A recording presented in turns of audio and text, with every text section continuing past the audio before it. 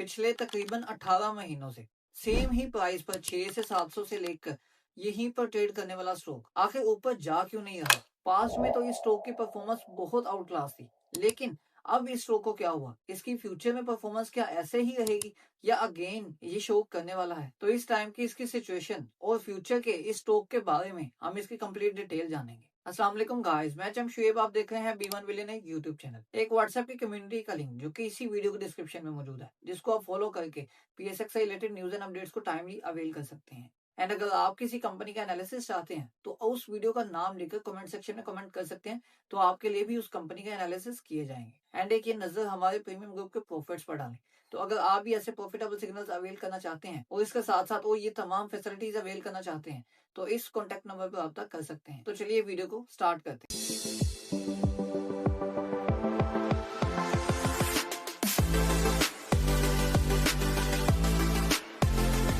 तो आज जिस स्टॉक की हम बात करने जा रहे हैं वो है मारी एनर्जीज लिमिटेड।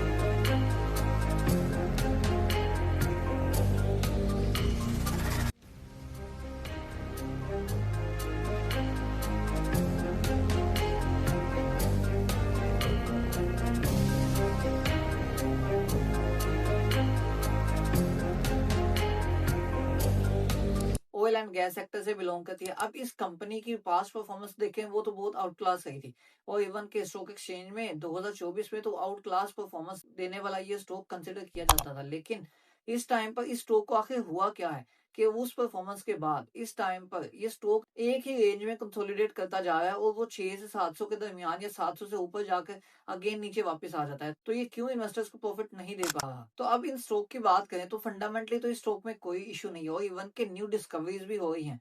न्यू डिस्कवरीज की कमेंसमेंट के साथ साथ ऑपरेशनल भी हो रहे हैं, और इवन के इनके प्रॉफिट्स जो स्टेटमेंट्स हैं उनमें इंक्लूड भी हो रहे हैं। लेकिन फिर भी इस कंपनी के साथ चल क्या रहा है कि इसकी स्टॉक की प्राइस बिल्कुल एक नॉर्मल रेंज में ही चल रही है। सबसे पहले तो ये ध्यान में रखें कि जिस तरह के बहुत से स्टॉक्स म्यूचुअल फंड्स बाय करते थे, सेम ऐसे ही माई एनर्जीज भी एक टाइम पर म्यूचुअल फंड्स का बहुत मोस्ट फेवरेट स्टॉक बना हुआ था। लेकिन इस टाइम पर इनकी ज्यादा बाइंग इसमें नहीं है, और ये स्टॉक मौजूद ना होने की बहुत सी वजूहत हैं। लेकिन यहाँ पर ये बिल्कुल भी सोचना नहीं है कि सिर्फ म्यूचुअल फंड्स की बाइंग ना होने की वजह से माई एनर्जीज परफॉर्म नहीं कर पा रहा, ऐसा बिल्कुल भी नहीं है। सबसे पहले आप इस कंपनी की statement of profit and loss को देखें, तो इसमें आपको पता लगेगा 2019 से लेकर 2025 तक इस कंपनी की जो सेल्स हैं वो कंटिन्यूसली ग्रो होती जा रही है, और इवन के 2024 में इसकी हायर सेल्स रही थी जो कि 181 मिलियन तक आई। सेम ऐसे ही 2025 को भी देखें, कंपनी की सेल्स बहुत आउट क्लास है। और इसके साथ साथ बाकी आप देखें तो कंपनी के जो ईपीएस है वो भी हर एनुअली इंक्रीज होती है। लेकिन इंक्रीज होते होते 2024 में कंपनी की ईपीएस आखिर इतनी लो क्यों रही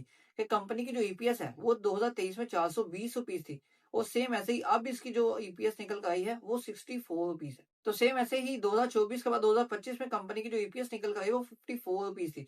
इवन के कंपनी की सेल्स आउट क्लास रही। सबसे पहले थी कंपनी की कॉस्ट ऑफ सेल्स, जो कि अगर आप 2023 में देखें तो 145 मिलियन रेवेन्यू जो जनरेट किया कंपनी ने, वहां पर 17.5 मिलियन जो कंपनी की कॉस्ट ऑफ सेल्स आई थी। सेम ऐसे ही थोड़ी सी जो कंपनी की सेल्स है वो इंक्रीज हुई, लेकिन कंपनी की जो कॉस्ट ऑफ सेल्स है वो बहुत ज्यादा इंक्रीज हुई। और 2025 में तो सेम एज यूजुअल कंपनी की अगर देखें तो कंपनी की सेल्स बेहतर थी, लेकिन कंपनी की जो कॉस्ट ऑफ सेल्स है वो कंपनी की मजीद ज्यादा होगी। एंड कंपनी का सिर्फ यही नहीं बल्कि और बहुत से एक्सपेंसेस जो थे कंपनी के काफी इंक्रीज हो गए थे इन 2 सालों में।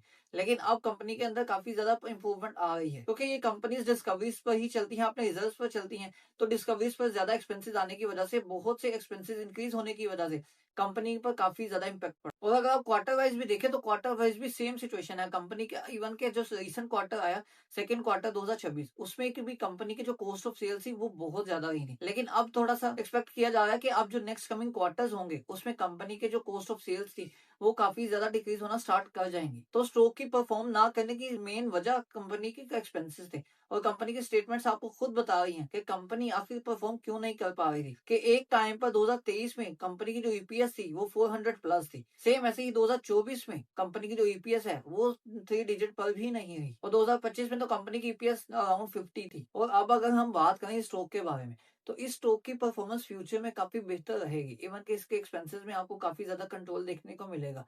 और सिर्फ यही नहीं, क्योंकि ये कंपनी शिफ्ट हो रही है अदर सेक्टर में भी, तो ये इसका जो पोर्टफोलियो है वो अपने डाइवर्सिफाई कर रही है, अपने जो पाँव है दूसरी इंडस्ट्रीज में भी फैला रही है। और ये फैलाने की वजह सिर्फ यही है कि फ्यूचर में आपको ऑयल एंड गैसेस में काफ़ी ज़्यादा शॉर्टेज देखने को मिलेगा, और इवन कि ये चीज़ें जब खत्म होने पर आएँगी, तो ये कंपनी आखिर करेगी क्या? तो कंपनी यही सोचते हुए अपने जो पाँव है वो दूसरे सेक्टर्स में भी फैला रही है। तो कंपनी को उससे भी काफ़ी ज़्यादा परफॉर्मेंस देखने को अच्छी मिलेगी।